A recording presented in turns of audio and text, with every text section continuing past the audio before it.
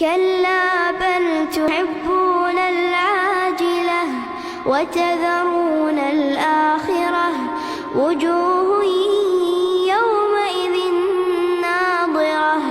إلى ربها ناظرة ووجوه يومئذ باسرة تظن أن يفعل بها فاقرة كلا